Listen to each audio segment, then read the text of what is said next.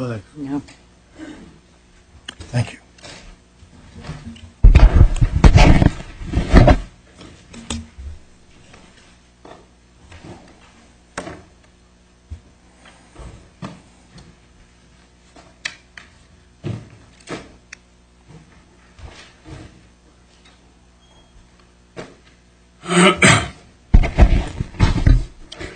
Good morning. Good morning.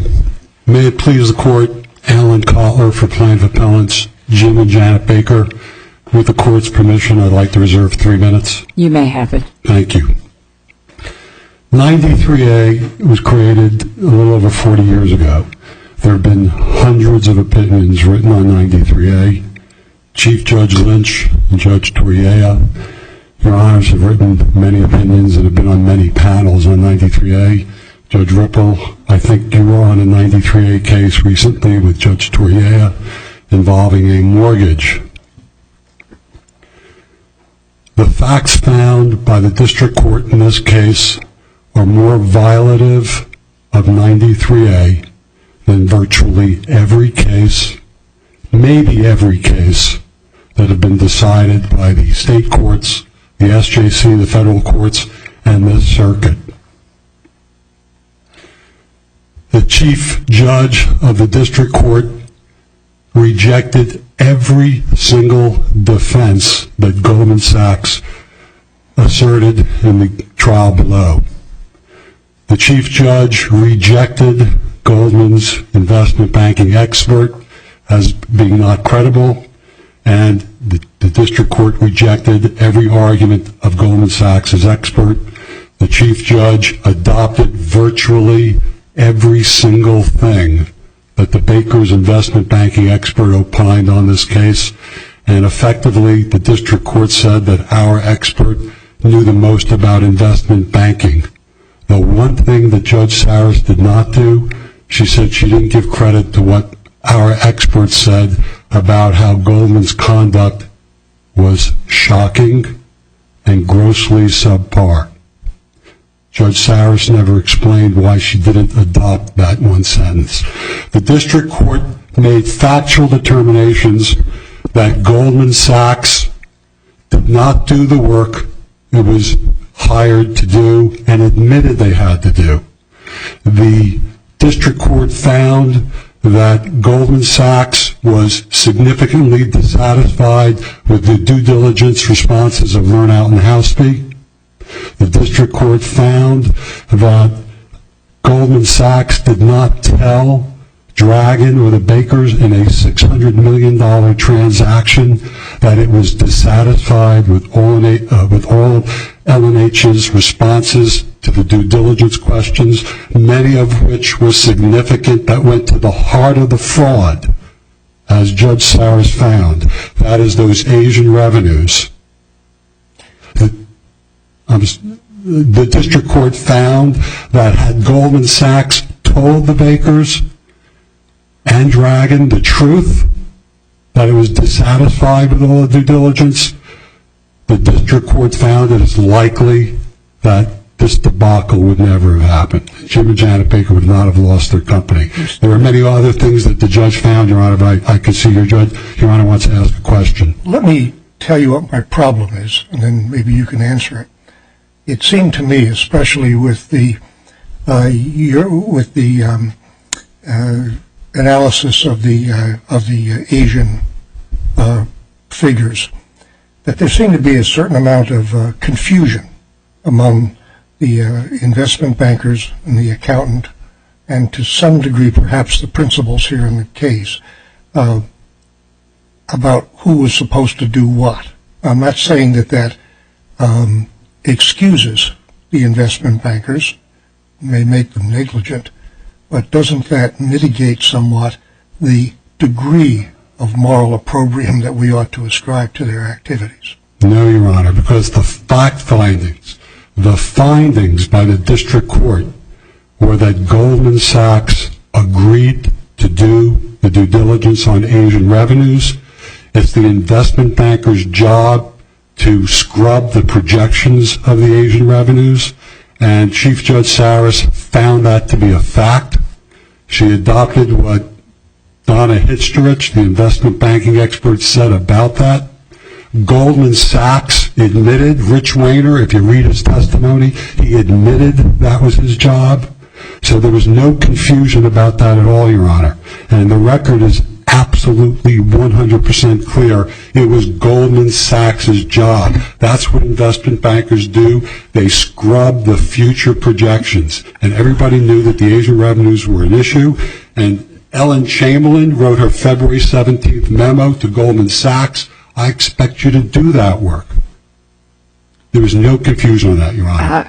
I'm afraid I read the record in the same way, and Goldman Sachs actually says to the company, although not to Janet Baker, there needs to be more work done.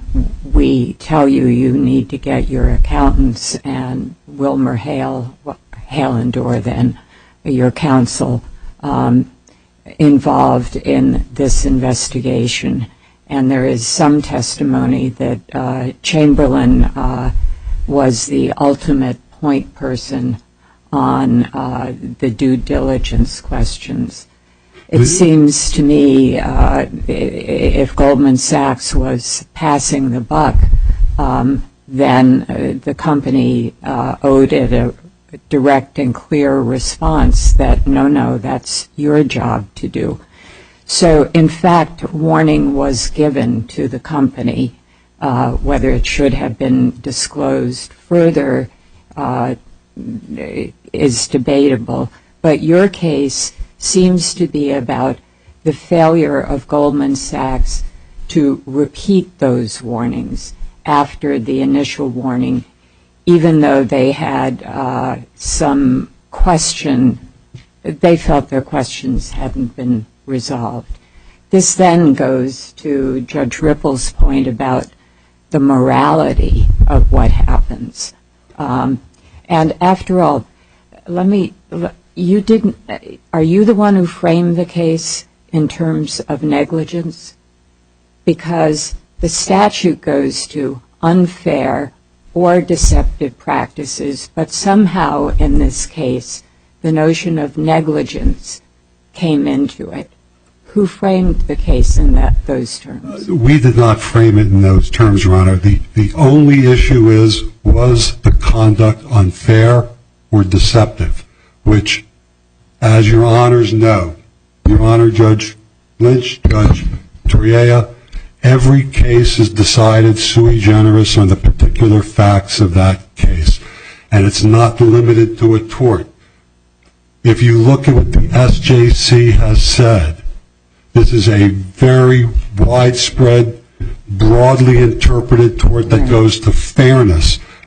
Okay, your brief opens with a sort of, the district court was wrong to use the term egregious. Okay, now this court started using the term, but the SJC then picked it up, and it's now part of the law. Unless you think the SJC is going to retrench on this. Your Honor, let me speak about the word egregious. Yeah. And I want to get to the core here. If you read the 93A hearing transcript, what you will see is that Chief Judge Saris never once thinks in terms of unfairness or deception. She was constantly thinking about the concept of egregiousness as a specially very high standard. And at the end, Judge Lynch, if you look at the end of the hearing, Judge Saris says, plaintiffs, you have a very high burden. You have a very high legal standard to meet. Chief Judge Saris wasn't thinking in terms of unfairness, of deception.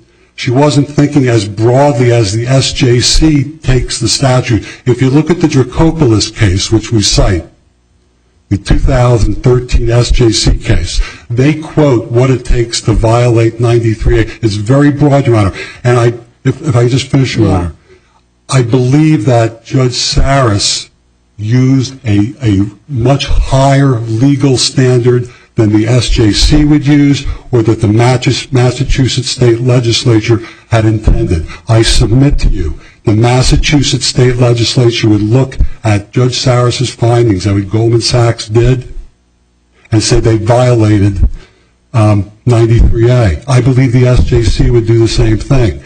And I disagree with your inference, Judge Ripple.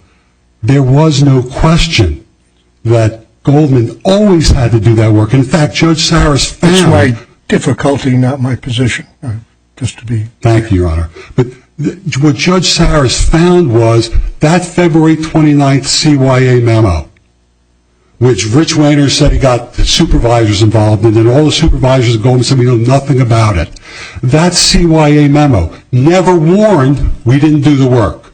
We didn't get the licensing agreements. We didn't try to get permission to contact customers. We didn't scrub the revenue projections of Asia. We have no idea how Lernout and Houseby did their revenue projections. That memo did not say we did not do the work. Had they done that, this deal would never have happened. And as Judge Sarris found, Judge Lynch, she wrote in her opinion, that CYA memo was not a get-out-of-jail-free card. It didn't release Goldman from doing the work they were supposed to do. They didn't do it. And I go back to the legal standards. Your case, despite your briefing, seems not to be contesting the rules of law that the district court articulated. It seems, in the end, merely to be saying there is an incongruity between the factual findings and the conclusion. All right. So how are we supposed to look at that? Your Honor, it's a great question. It's a great question. And that's why I started off by saying I believe that this court needs to look at all of the other 93A decisions, and I think you will agree with me. And I have a list, because, Your Honor, I've read all your opinions. And Judge Torriella, I read all your opinions. Good. And I made a list for you, and I'm going to just tell you in the record, because some of these cases are not in our brief, and I asked you, look at the cases that you worked on and you wrote opinions on. Judge Torriella, the in case. You have 2 minutes reserved. 2007, 488 Counsel, no. Okay. You can submit a 28J letter to the court to which your opponent will have 10 days to respond. If you want to call additional citations to our attention. I appreciate that, Your Honor. I think it would make it easy, because if you look at those cases, you'll see there's no comparison. Thank you, Your Honor. Thank you.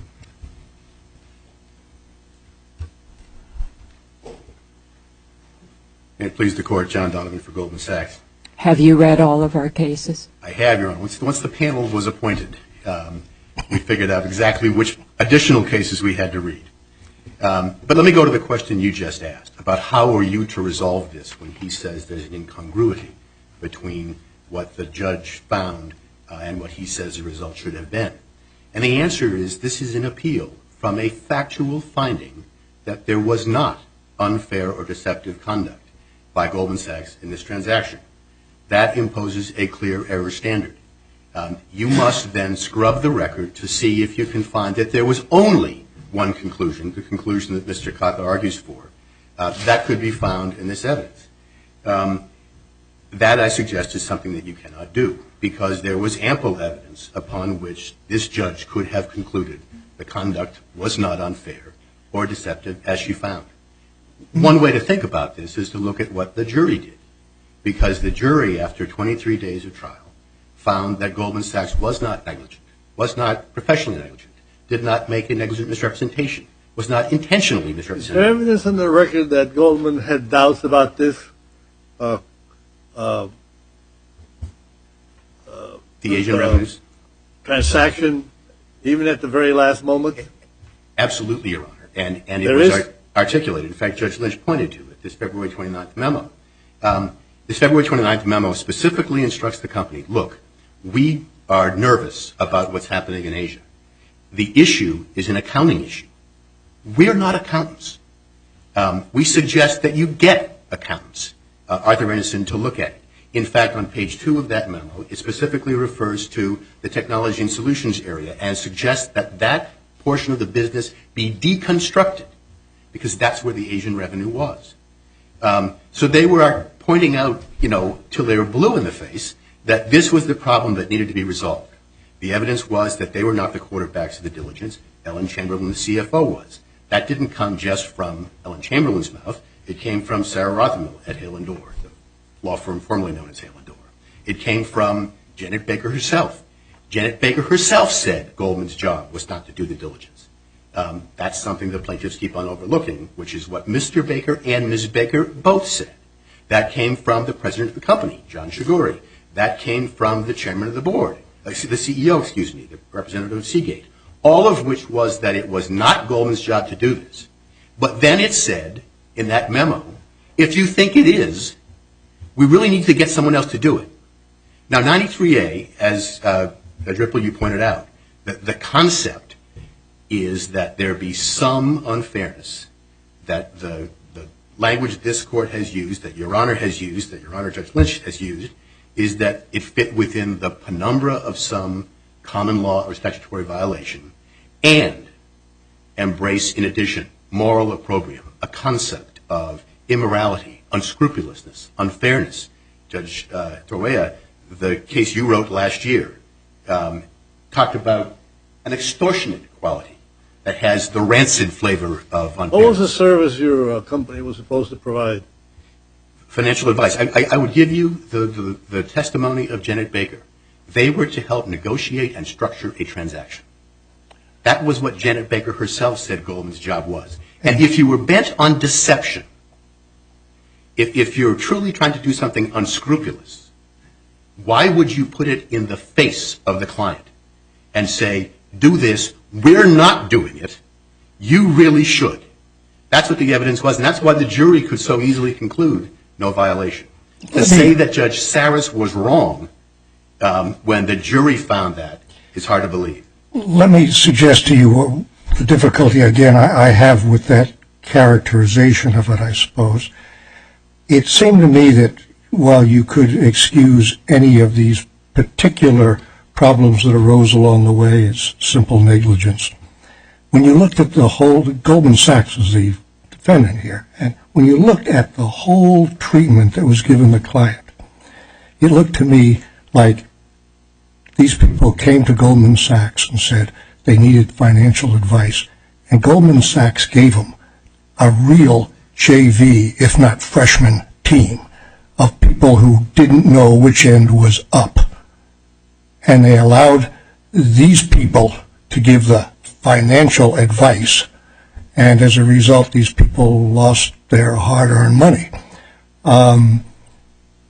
From Goldman Sachs' point of view, to tell the people that you're going to provide a service, we're going to provide you a service, then to give them this level of service is kind of has a moral. I think most people would say there ought to be a certain moral opprobrium to the company acting that way.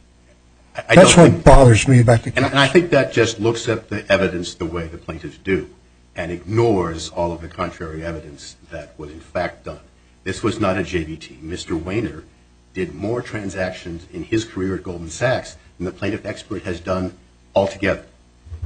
They were involved in the transaction for a period of, frankly, less than it took to even try the case from December until January. It was a very short engagement. Their job was to structure a transaction. They gave the company the diligence lists that they should in fact do. They gave evaluation books to the company that examined everything that Ms. Hischer said they should. It looked at sensitivity analysis of projections. It looked at all kinds of things, and it structured the transaction. But then the company rejected Goldman's advice. Goldman said, go off and do this additional diligence. The company said no. Judge Saris, in fact, found that. She found they were increasingly at loggerheads. And then Mrs. Baker went and played investment banker on her own. This was a transaction that was intended to be a 50-50 stock cash deal. Because of the distress the company was in, Lernout and Houseby came back and said, you know what, we're cutting the price. And Janet Baker, without anyone's advice, went off and signed a napkin agreement to do the entire deal at the original price, but all in stock.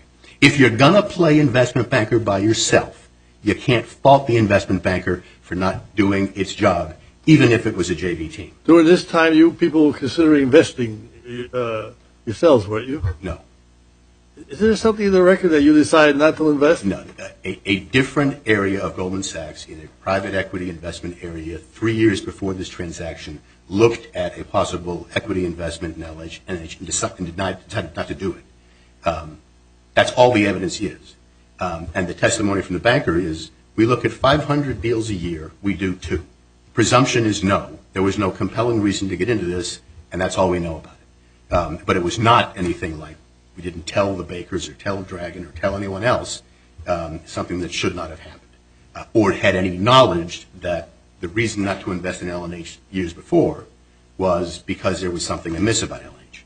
Don't forget what this transaction was about. This was, what the problem was. The problem was Asian revenue that Lernout and Houseby did not have because they were crookedly concealing it.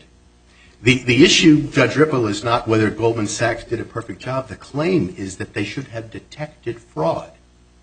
And that would have stopped the losses that the plaintiffs now claim they would have suffered.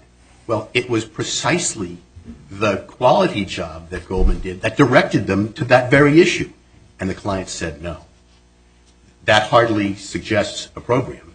As I say, if you are bent on deception, and 93A is about deception in particular, why would you put that in the client's face?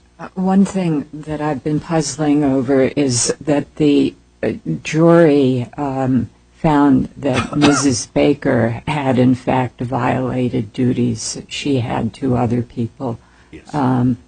Including to your client? No, Your Honor. We had made, in the other case, there were 2 sets of plaintiffs tried simultaneously. We'll be talking about Mr. Roth and Bamberg shortly. Roth and Bamberg claimed that Goldman, well, they claimed by the time we get to trial that Goldman owed them a duty directly. I think that was wrong as a legal matter. Judge Saris allowed them to pursue it.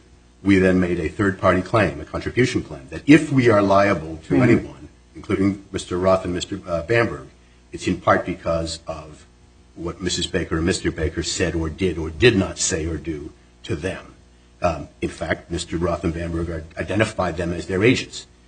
They identified nothing that Goldman Sachs had as a relationship with them.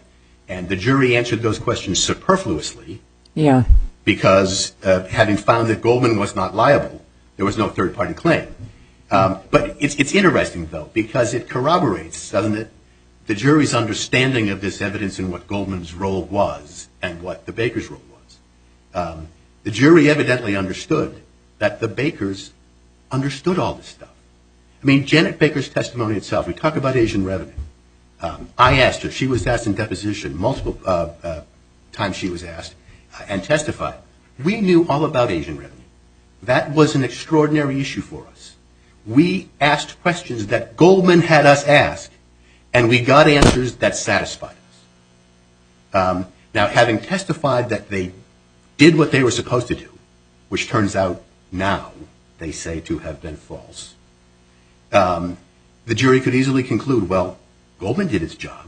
It was the Bakers who were in a rush to do a deal that ignored that advice. You know, again, the irony, Your Honor, is it corroborates that the work that Goldman did was not subpar or JV. It corroborates that they did the work well and were ignored. The jury found that, and Judge Saris ultimately found that. The key, and again, go back to the question you asked at the very outset of Mr. Kotler, how do we distinguish between misconduct? It's that the factual finding of unfairness and deception, no unfairness and deception, is binding unless you can say there was clear error in reaching that conclusion. The plaintiffs do not attempt in all of their briefing to say that there was clear error. They say only that as a matter of law, this conclusion must be a violation of 93A. That's not the way this Court has articulated distinction.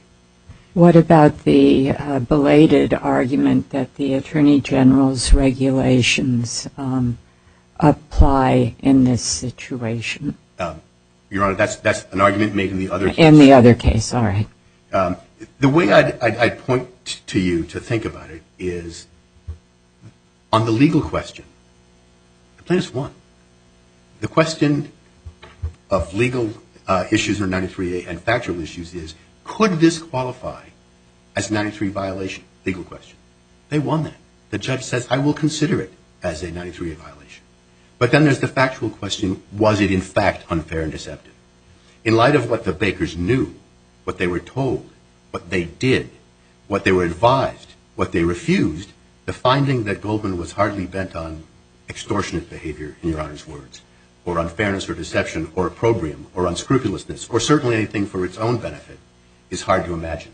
And there certainly was evidence to uncover it. Indeed, at page 52 of the plaintiff's brief, it says the question is whether the conduct was unfair or deceptive. Judge Saris found it was not. That's dispositive. I'd put it to you this way. It is permissible, but it would be quite odd for a district court on the same evidence to conclude differently from a jury. When a jury found no negligence, no intentional misrepresentation, no negligent misrepresentation, no breach of fiduciary duty, and the judge is imposing a higher standard, it would be odder still for this court to reach down and reverse that finding on a clear error standard. And frankly, it would be extraordinary to reach down on the basis of what the plaintiffs say the judge really meant and should have concluded. On that basis, unless Your Honor has more questions, I have nothing further to add. Thank you.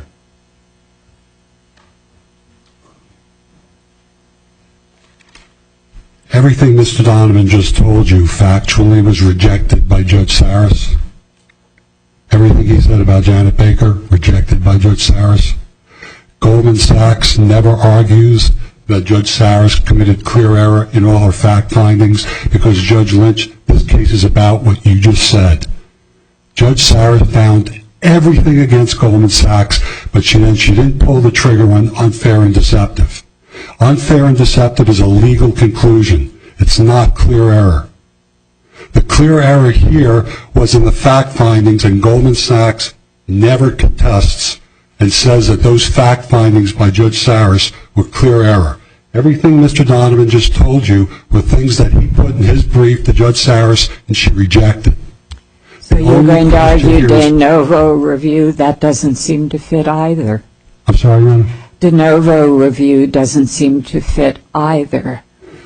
Well, I think it does, Your Honor. If you look at the Cassavant case of the SJC in 2001. Wouldn't we have to find that given her factual findings, she had no choice? It was irrational of Judge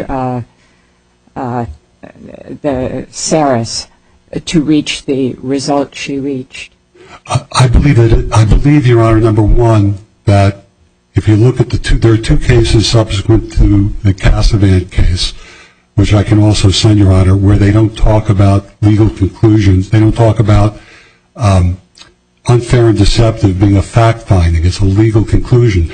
But even if the standard were clear error, even if that were the standard, I submit to you that the district court under these facts committed clear error. And if Your Honors look at the other cases that you've worked on in 93A and compare those fact findings to the fact findings here, you would find that with Goldman Sachs here, this JV team acted unfairly and deceptively. And I know it takes some bravery to tell a jury that they got it wrong, but this jury got it wrong, and this court, the circuit court, and the SJC has not been reluctant to find that trial judges erred when they didn't find something to be unfair and deceptive.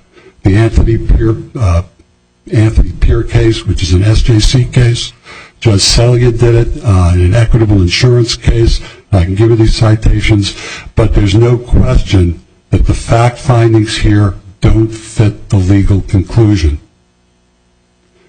Thank you. Thank you.